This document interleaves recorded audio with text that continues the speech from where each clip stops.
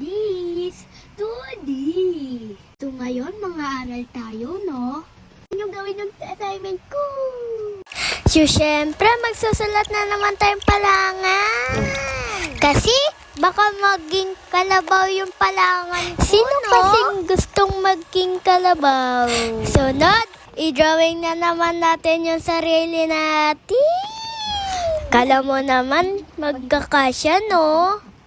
Pero syempre, gagawin pa din natin. Habang nagdodrawing ako, iniisip ko to kung tama pa ba to.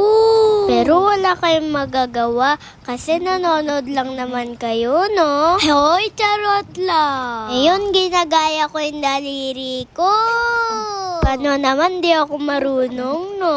Ito na nga yung ginawa ko. Parang naging kikyam yung kamay. Ngayon, lilipat na tayo. Bibiligan daw yung magkapareha. Basic lang sa akin to.